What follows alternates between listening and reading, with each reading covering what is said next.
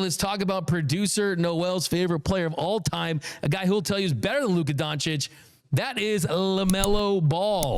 According to Hoops Hype's Michael Scotto, the case for LaMelo Ball stands as one of the issues that executives will pay close attention to amidst the wave of stars being traded recently. He writes, following the Luka Doncic trade, NBA executives around the league have expanded their horizons on which potential stars could be next to change teams. The availability of the Hornets guard LaMelo Ball is one of the stars several executives who spoke with Hoops Hype will be monitoring on the trade market this summer. So LaMelo Ball, without question, one of the most entertaining, electrifying players in the NBA. Popularity-wise, he sells sneakers, the Pumas, the jerseys, the Ball name. A lot of franchises could benefit from a jump start in just their fans by adding a LaMelo Ball. And look, let's be honest, he's fun, right? My whole thing is, I think people, look, there's like one team a year that wins the championship, and there's basically three franchises that have won most of the championships, right? The Lakers, the Bulls, the Celtics, the Warriors, right? Like, be entertaining. If you're not going to be great, be entertaining, right? I mean, we all want to build a championship contender. We all want to win a trophy at the end of the day, but there's only one team left standing, and I think LaMelo Ball kind of fits that. Yeah, it'd be cool to win a championship with LaMelo Ball, but also cool to have 41 home games a season with LaMelo Ball as the face of your franchise. Now, the knock on LaMelo is the durability. He's only played more than 51 games once in his career. He played 75 games in the 2021 and 2022 season.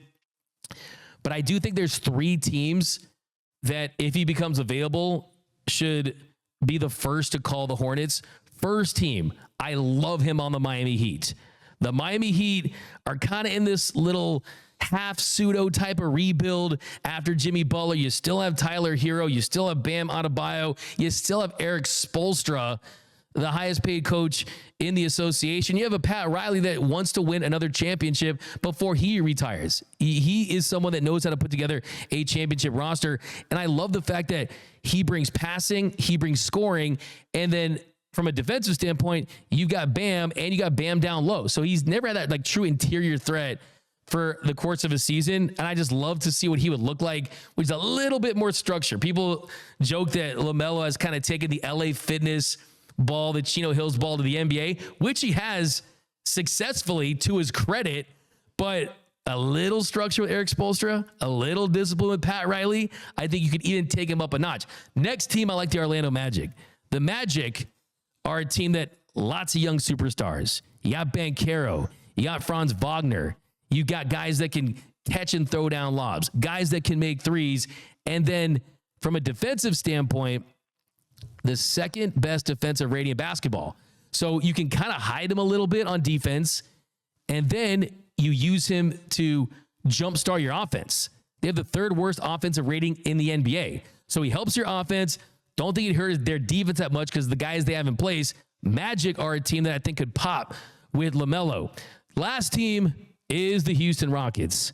The Houston Rockets could use, he feels kind of like Houston to me. There's something about LaMelo. Houston seems kind of cool. Jello's kind of hanging out in that region, right? I mean, I think LaMelo on the Rockets with their style of play would flourish. I mean, they got lob threats, they got shooters. You've got an offense where, I mean, Fred VanVleet is kind of towards the end of his career. You got Eason, you got Shepherd. I mean, there's some pieces right there, and I think that they'd be willing to part ways with some of those assets. But LaMelo Ball is someone that could really, really change the complexion of the summer for the NBA. Just because I just don't think that he has, even though he's had his moments, there's no doubt about that he can score at a high clip. But I think like it is the Hornets. The Hornets are, I mean, that's just a franchise that they have never had sustained success. The Jordan era there was pretty much unmitigated disaster. I mean, I think he's the GOAT on the court. I think he's the woat off the court, the worst of all time, really, when it comes to running an NBA franchise. So I got to keep 100 with that one. So I'm excited to see what LaMelo Ball would look like with more talent around him, a functional organization. Numbers wise, I mean, dude, he's good for 26. He's good for, I mean, 11.6 3-point attempts per game is crazy to me, by the way. But LaMelo Ball can help a lot of teams. J-Rob, of those teams, who do you like? Or is there another team that you'd rather see LaMelo Ball on? If I am having my 2K fever dream, it is the Orlando Magic, because the youth, the talent. I mean, you put Franz Wagner, Paolo Banchero, and LaMelo Ball. If that is your perimeter offense, you are really have something special for a decade in Orlando. You're really putting yourself in contention in that conference. For LaMelo Ball, though, I just want him to be able to learn how to win. If you think about it, Doug, he hasn't played winning basketball since Chino Hills his freshman year when he was 5'7". And I think the issue with him is that he knows how to fill seats. He doesn't know how to win yet. And when you're on a disaster like the Charlotte Hornets, you're not going to find ways to learn how to win. Now, I have two other teams that I think make sense for him. The Clippers would be amazing for him because they would be able to kind of compete in terms of attendance. He has that cult-like following, and if you're Steve Ballmer and you want to fill up the seats in an arena and have a plan post Kawhi Leonard and James Harden, LaMelo Ball makes the most sense. Now, a team that I think he can go to and help win and change immediately, believe it or not, I think he'll be an upgrade in Milwaukee. If you put a backcourt with him, Dame, and Giannis and have Dame in more of like a two-guard off-ball role, I think it would actually work for all three stars involved. And when it comes to LaMelo Ball, I just think there's a maturity level he has to hit. You know, he knows he can entertain and be flashy, but I don't feel like he's had a coaching staff and really just DMAC veterans to just show him how to win at the highest level. You know what I'm saying? So, but I think the Magic is the best fit. The other two teams, the Clippers and Milwaukee, I think they have factors that really could help move his game forward as well.